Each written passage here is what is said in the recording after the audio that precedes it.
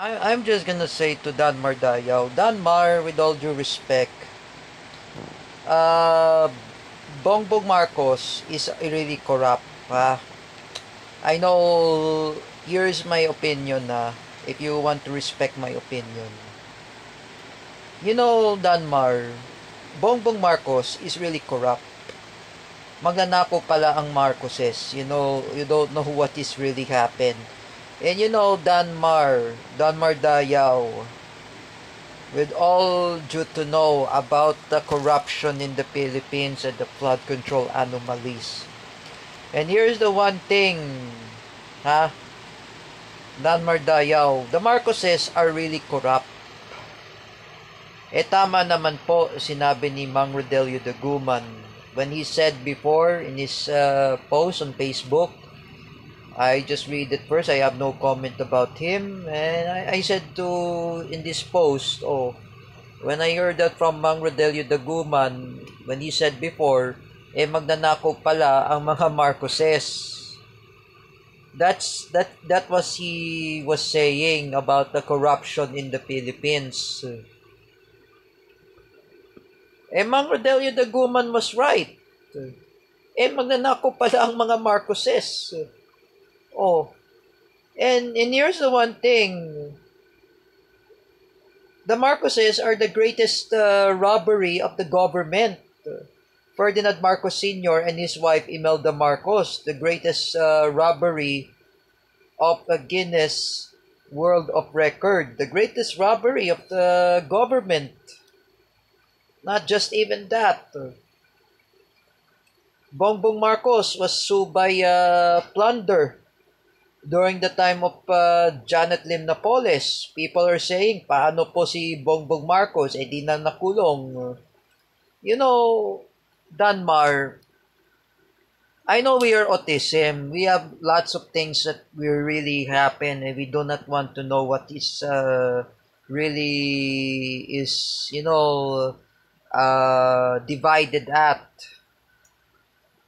Just like I was told by J. Rick Silva, watak-watak na tayo sa mga ASP natin.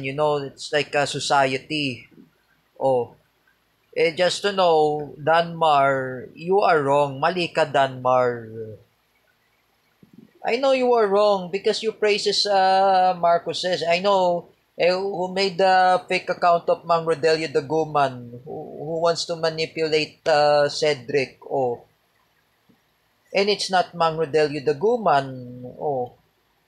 That's all the false that, it's a false person that you make. Me, I never make false account. I never make fake accounts such as Teacher Gio Malana or even Teacher Vincent Ramos. I am not. Even the false account of Wawel Romero and even Mang Rodelio Daguman, that's really how offended was. Mang Rodelio Daguman was anti-Marcos. But I say again, Danmar Dayaw,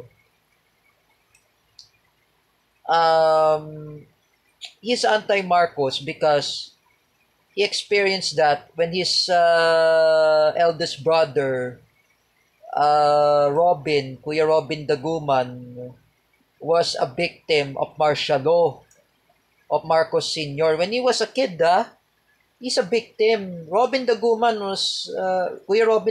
was born 1969. 1972, when he was 3 years old, he experienced at the martial law of Marcos Sr.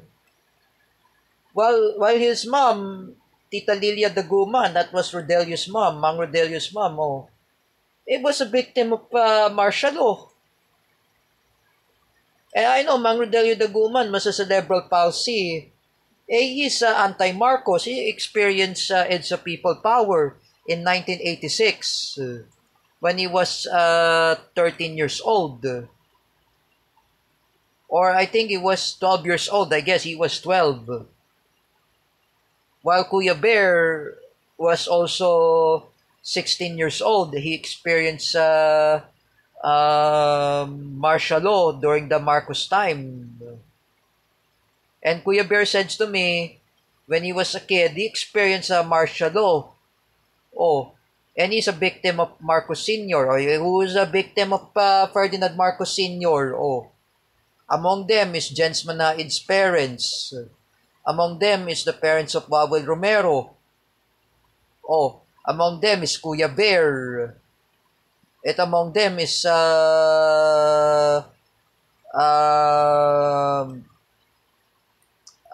other people who were victim of martial law. This is what I just wanna tell to all Filipinos, even the fake Filipinos who were BBM vloggers or Marcos loyalists. You don't know what is really happening in the Philippines. Just like I was told by Ate Isa and J. Rick Silva, when they said to me,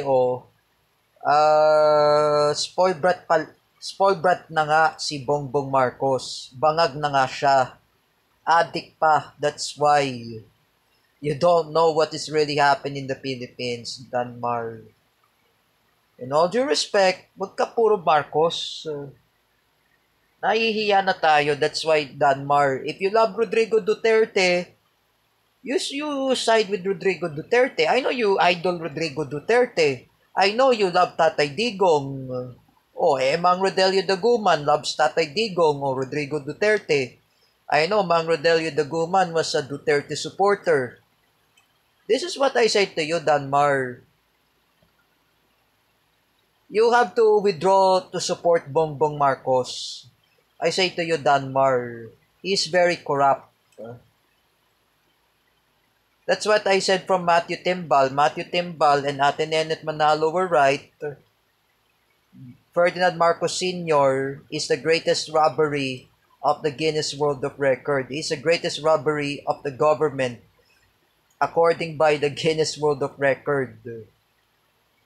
He is just like same as Benjamin Netanyahu and Park Geun-hye. Not even just that, even his son, Bongbong Marcos, is also a plunder. He is worse than Joseph Estrada. He is worse than